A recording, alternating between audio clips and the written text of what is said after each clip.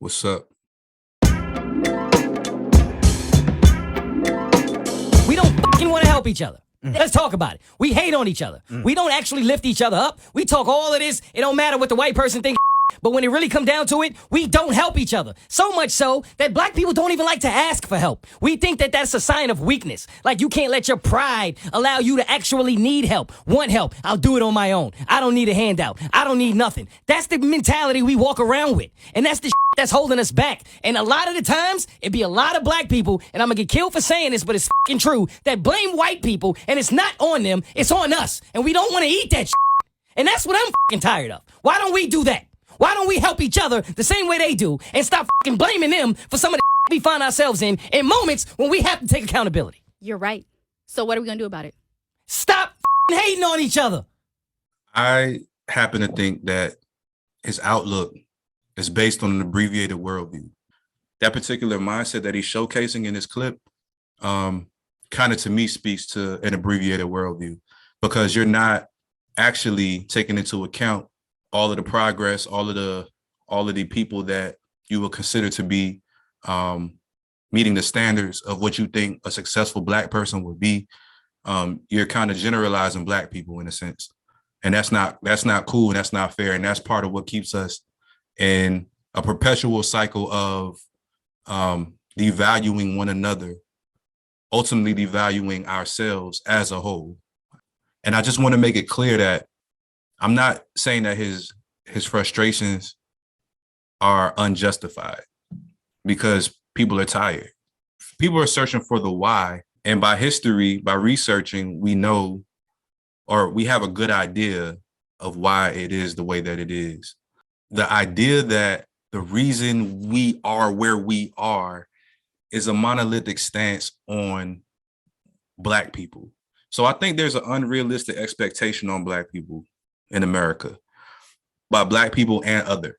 Okay, so there's this idea that we are like at a low place.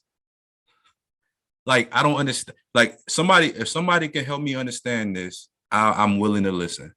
But I want everybody to understand that the reason why we are so-called at a low place is because of our mindset of thinking we're at a low place. You have to think of it holistically. Are all white people a monolith? Are all white people rich and up? Are all black people rich and up? No, there are people in different sectors of society of all races. And so the mindset that we have, and I say we because people keep grouping us all together, is that we are all supposed to be successful. And that's not the case. You're not going to get 100% of black people to be successful. Just like you're not going to get 100% of white people, Chinese people, Japanese people, anybody. You're not going to get 100% of any one race. If you want to use the word race, you're not going to get 100% of any human, period, to be successful. So that is an unrealistic feat that we somehow think that we have to achieve, and it's not going to happen. And so the anger is for what? And then you're saying we're hating on each other.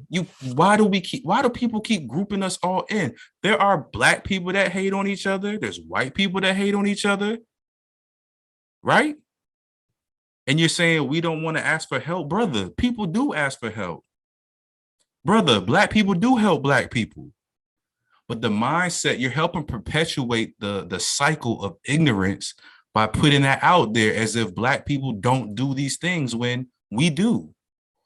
And just like white people do, just like Chinese people do, just like Japanese people do, just like Indian people do, just like everybody does, brother. Everybody does it.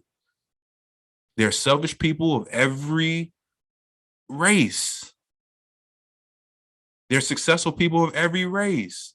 There's unsuccessful people at every race, whatever your idea of success is. There's different people of every economic place in every race. And so your emphatic declaration that in order to solve it, we have to stop hating on each other, what does that even mean? That's a broad stroke of the brush.